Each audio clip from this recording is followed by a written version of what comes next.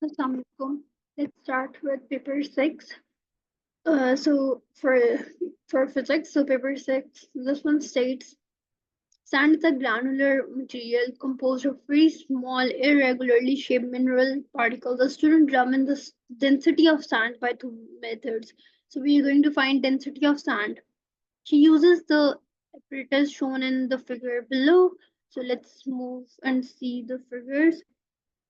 So we have figure 1.1 and then we have figure 1.2. In the figure 1.1 we can see that कि ये हमारा bench है उसके ऊपर हमारे पास एक टॉप पेन बैलेंस पड़ा हुआ है और उसके ऊपर मेजरिंग सिलेंडर है and it says 76 grams. और after that हमने जब उसके अंदर सैंड डाली है तो now it shows us 219 gram. So that means कि सैंड का जो है अगर सैंड कितनी है क्योंकि ये विदाउट सैंड है और ये विद सैंड है तो विदाउट सैंड के लिए हम क्या करेंगे 219 minus 76. But let's see the question first and then we will make some uh, calculations. So the student measures the mass of 250 centimeter cube measures cylinder as shown in figure 1.1.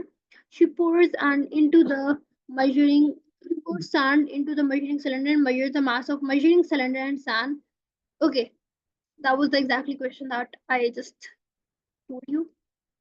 So it is going to be 219 minus 76. Let's do that. 219 minus 76.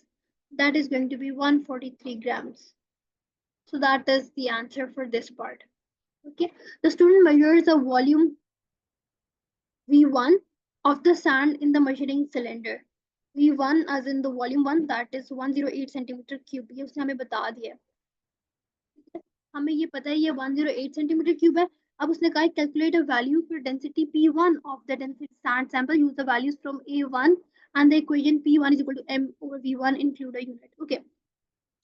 तो हमें ये पता है कि हमारी जो values हैं वो ये हैं. V1 is given as 250 centimeter cube. ये तो हमें पता है. ओके हम लोगों ने ये यहाँ पे लिखा हुआ था. सही है. So about this 1 second.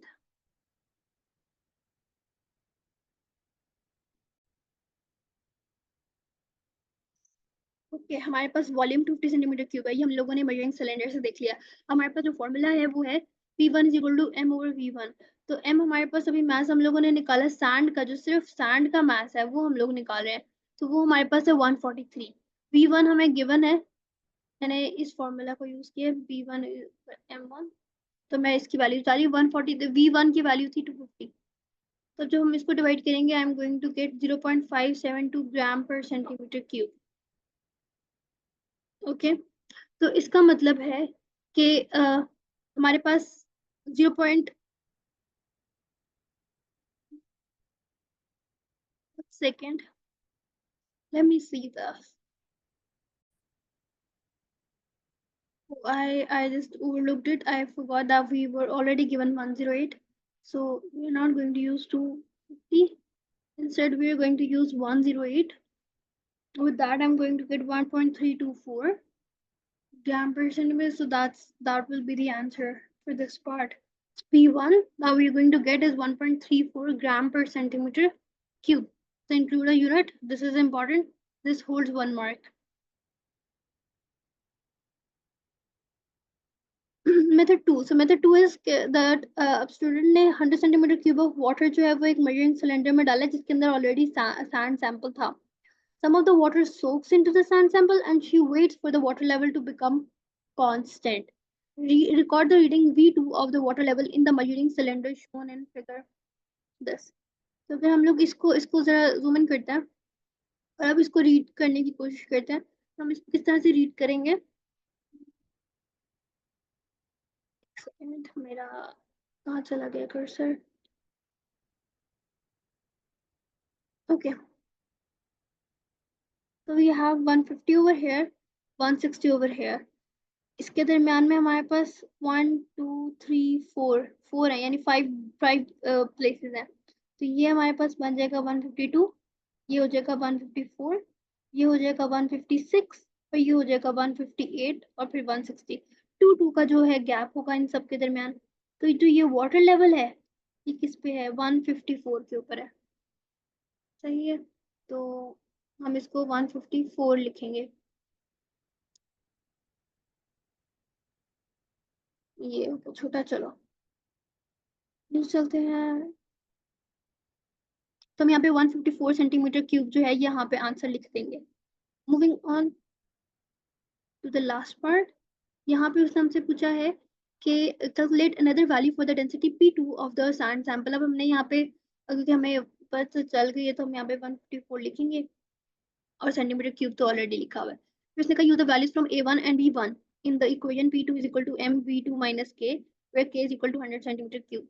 तब हम लोगों ने किस तरह से फाइंड आउट करना है कि हम लोग सबसे पहले तो P2 जो है हमें याद हो तो क्या था, 1.324, नहीं P2 चेक करते हैं दोबारा से।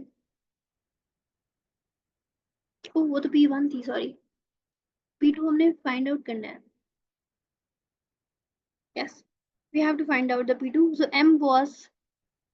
M was 143 ग्राम जो हमने सैंड निकाली थी। V2 जो है वो 154 है, और हमारे पास K जो है उसने हमें बताई हुई है 100 है, तो हम 154 माइनस 100 करेंगे तो हमारे पास P2 आ जाएगी। So that is going to be 143 divided by 54, and we're going to get 2.65 gram per centimeter cube as the answer, और यही हमारा आंसर है। And that's it. This question is complete। और यहाँ पे जो है हमारे पूरा पेपर जो है P6 P2 P4 P6 हमने तीनों डिस्कस किए थे, वो तीनों जो है वो हमने कंप्लीट कर लिए हैं। So that's it for this paper as well।